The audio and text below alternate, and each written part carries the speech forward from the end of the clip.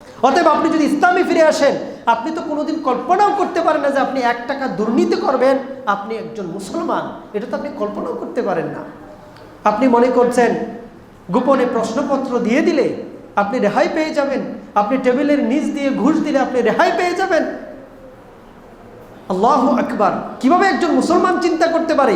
অথচ আল্লাহ সুবহানাহু ওয়া তাআলা প্রত্যেকটা মুসলমানের মনের খবর পর্যন্ত জানেন, ব্রেন দিয়ে সে কি চিন্তা করছে এটা পর্যন্ত তিনি জানেন।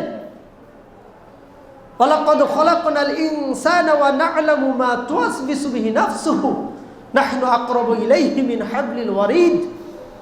আমি মানুষকে সৃষ্টি করেছি এবং আমি এটা জানি যে তার অন্তরের মধ্যে কোন খারাপ চিন্তাটা তার মাথার মধ্যে উদয় হয়, তার অন্তরের মধ্যে কি আছে এটা আমি জানি। আমি তার ঘাড়ের রগের থেকেও নিকটবর্তী। অতএব আপনি গোপনে কি করছেন, প্রকাশ্যে কি করছেন, একজন ভালো মুসলিম, একজন ইমানদার মানুষ মানেই সে চিন্তা করবে যে আল্লাহ সুবহানাহু ওয়া তাআলা আমার এই দুর্নীতিটাকে দেখছে, যে আমি যে ঘুষ নিচ্ছি, আমি যে সুদ নিচ্ছি, আমি যে অর্থ পাচার করছি, আমি যে জুলুমটা জনগণের উপর করছি, সেটা কিন্তু দেখবেন। এটা দুনিয়ার কোনো ক্যামেরায় হয়তো ধারণ করা সম্ভব হবে না, দুনিয়ার কোনো গোয়েন্দা বিভাগ হয়তো ধরতে পারবে না, কিন্তু একজন মুসলিম সেটা কিন্তু পারবে। মুসলিম মানেই কোনো দুর্নীতির সাথে সে নিজেকে জড়াতে পারে না।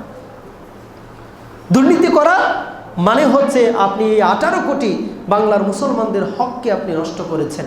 এই বাংলার 18 কোটি মুসলমান জান্নাতে যাওয়ার আগে কোনো দুর্নীতিবাজ বাংলাদেশের জান্নাতে যেতে পারবে না। তাকে জাহান্নামে পুড়ে মরতে হবে, জাহান্নামে পুড়তে হবে, জাহান্নামে পুড়ে শাস্তি পেতে হবে দীর্ঘ বছর, দীর্ঘ সময় ধরে।